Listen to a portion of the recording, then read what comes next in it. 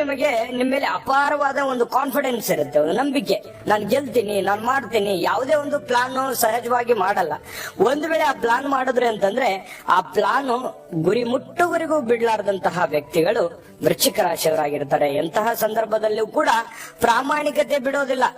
ಪ್ರಾಮಾಣಿಕತೆಗೆ ಮತ್ತೊಂದು ಹೆಸರೇ ವೃಶ್ಚಿಕ ರಾಶಿಯವರು. ಯಾರಿಗೋ ಮಾತು ಕೊಟ್ಬಿಟ್ರು ಅಂತಂದ್ರೆ ಆ ಮಾತಿಗೆ ಕಟಿಬದ್ಧವಾಗಿರ್ತಕ್ಕಂಥದ್ದು, ಕೊಟ್ಟ ಮಾತನ್ನ ಉಳಿಸ್ಕೊಳ್ಳೋದಕ್ಕೆ ಪ್ರಯತ್ನವನ್ನ ನಿರಂತರವಾಗಿ ಮಾಡುವಂಥದ್ದನ್ನ. ಯಾರಿಗೋ ಮಾತು ಕೊಟ್ಬಿಡ್ತೀವಿ, ದುಡ್ಡು ಇರೋದಿಲ್ಲ ಅಂತ ಎಕ್ಸಾಂಪಲ್ ಹೇಳ್ತಾ ಇದ್ದೀನಿ. ಆಯ್ತು ನಿನಗೊಂದಿಷ್ಟು ದುಡ್ಡು ಕೊಡ್ತೀನಿ ಅಂತ ಮಾತು ಕೊಟ್ಟಿರ್ತೀವಿ, ಬಟ್ ಕೊಡಕ್ ಆಗಲ್ಲ. ಅದು ನಮಗಿಲ್ದೇ ಇದ್ರು ಅಂದ್ರೆ ಅವ್ರಿಗಿಲ್ದೇ ಇದ್ರು ಕೂಡ ಆ ಕೊಟ್ಟಂತ ಮಾತನ್ನ ಉಳಿಸ್ಕೋಬೇಕು ಅನ್ನುವಂತ ಒಂದು ಪ್ರಯತ್ನ, ಹೋರಾಟ ನಿರಂತರವಾಗಿ ಮಾಡುವಂತಹ ವ್ಯಕ್ತಿಗಳು.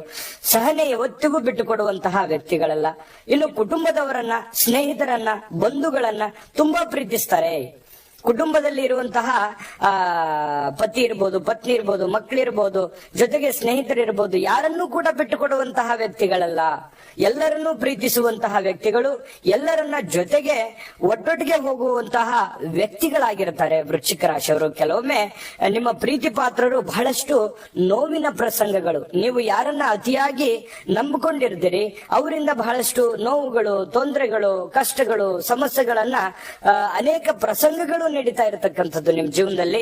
ಅದನ್ನ ಬಹಳ ತಾಳ್ಮೆಯಿಂದ, ಸಹನೆಯಿಂದ ನಿಭಾಯಿಸುವಂತಹ ವ್ಯಕ್ತಿಗಳಾಗಿರ್ತೀರಿ. ಕೆಲವೊಮ್ಮೆ ನೀವು ಮಾತನಾಡುವಂತ ರೀತಿ ಇರ್ತದಲ್ಲ, ಅದು ಯಾರಿಗೂ ಕೂಡ ಸಹಜವಾಗಿ ಅರ್ಥನೇ ಆಗಲ್ಲ. ಅದರಲ್ಲಿ ಬಹಳಷ್ಟು ವಿಚಾರಗಳು ಇರ್ತವೆ. ಕೆಲವೊಂದು ಜನ ಅಪಾರ್ಥ ತಿಳ್ಕೊಳ್ಳುವಂತಹ ಸಾಧ್ಯತೆಗಳು, ನೀವು ಒಳ್ಳೆಯದನ್ನ ಹೇಳಿದ್ರೂ ಕೂಡ ತಪ್ಪಾಗಿ ತಿಳಿದುಕೊಳ್ಳುವಂತಹ ಸಾಧ್ಯತೆಗಳು ಬಹಳಷ್ಟು ಇರುತ್ತೆ. ಕೆಲವೊಂದು ಸಂದರ್ಭದಲ್ಲಿ ಬೇರೆಯವರು ಆಕಸ್ಮಿಕವಾಗಿ ನನ್ಗೆ ಹಿಂಗ್ ಅಂದ್ಬಿಟ್ರಲ್ಲ ಅಂತ ಬೇಸರ ಮಾಡ್ಕೊಂಡಿರುವಂತಹ ಉದಾಹರಣೆಗಳು ಕೂಡ ನಿಮ್ಮ ಒಂದು ಕ್ಯಾರೆಕ್ಟರ್ ಅಲ್ಲಿ ಬರ್ತವೆ, ಗುಣ ಸ್ವಭಾವದಲ್ಲಿ ಬರ್ತವೆ.